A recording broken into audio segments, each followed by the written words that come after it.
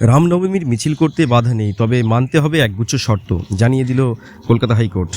রামনবমীর মিছিল নিয়ে গত বছর তেতে উঠেছিল রাজ্যের কয়েকটি জায়গা। এর মধ্যে অন্যতম হলো শ্রীরামপুরের জিটি রোড। এই বছরও পুনরাবৃত্তি হতে পারে এই ঘটনার। এই কারণে সংশ্লিষ্ট জায়গায় মিছিলের অনুমতি দেয়নি রাজ্য। তবে এবার রাজ্যের এই আপত্তি খারিজ করে দিল কলকাতা হাইকোর্ট।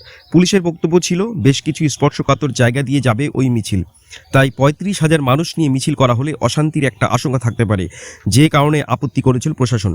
তবে সেই আপত্তি বাতিল করে দিল কলকাতা হাইকোর্ট। একই সঙ্গে খারিজ করা হয়েছে রুট বদলের প্রস্তাবও। শ্রীরামপুরের জিটি রোডের উপর দিয়ে ৭০০ মিটার এলাকা দিয়ে রামনবমীর মিছিল করার অনুমতি দিয়েছে হাইকোর্টের বিচারপতি জয় সেনগুপ্তের বেঞ্চ।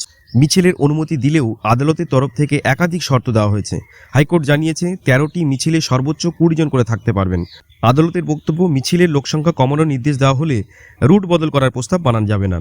৫,০০০ মানুষের মিছিল সামলানোর দক্ষতা রাজ্য পুলিশের আছে বলে মত হাইকোর্টের।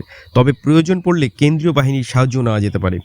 গত বছর রামনবমীর মিছিলকে কেন্দ্র করে উত্তপ্ত হয়ে উঠেছিল শ্রীরামপুরের জিটি রোড সংলগ্ন এলাকা। ইট ছোড়ার অভিযোগও উঠেছিল। বর্তমানে এই ঘটনার তদন্ত করছে কেন্দ্রীয় এজেন্সি এনআইএ। এই বছর মিছিলের অনুমতি দিলে ফের অশান্তি হতে পারে, এই আশঙ্কা করে আপত্তি করেছিল রাজ্য। তবে সেই আপত্তি খারিজ করে দিয়েছে কলকাতা হাইকোর্ট। একই সঙ্গে মুর্শিদাবাদের বেলডাঙ্গায় বাসন্তী পুজোর শোভাযাত্রা করতে অসুবিধা নেই বলেই জানিয়েছে কলকাতা হাইকোর্ট। ভারত সেবাশ্রম সংঘের তরফ থেকে আগামী ১৪ই এপ্রিল বাসন্তী পুজো উপলক্ষে শোভাযাত্রা বের করার আবেদন করা হয়েছিল। গণ্ডগোলের আশঙ্কায় এই আর্জি খারিজ করেছিল রাজ্য। এরপর হাইকোর্টের দ্বারস্থ হয় ভারত সেবাশ্রম সংঘ। মিছিলের অনুমতি দিয়েছে জাস্টিস সেনগুপ্তের বেঞ্চ। গণ্ডগোলের আশঙ্কায় রোজ নামচের কাজকর্ম বন্ধ রাখবো, এই প্রশ্ন তুলে বিচারপতি বলেন, গত ২০ বছর ধরে এই শোভাযাত্রা বেরোয় তাদের বিদ্যালয়ের পুররাই হাটে। এই মিছিলে রাজ্যের আপত্তি কতখানি যুক্তিসঙ্গত? মিছিলে অনুমতি দিলেও হাইকোর্টের তরফ থেকে অংশগ্রহণকারীর সংখ্যা অবশ্য কমানো হয়েছে। ৫,০০০ নয়, বরং ৩,০০০ মানুষ এই মিছিলে অংশগ্রহণ করতে পারবে বলে জানানো হয়েছে।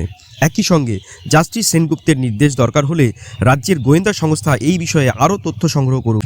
প্রয়োজন পড়লে কেন্দ্রীয় বাহিনীর সাহায্যও নিতে পারবে। আমাদের ভিডিও ভালো লাগলে লাইক, সাবস্ক্রাইব আর কমেন্ট করতে ভুলবেন না। নমস্কার।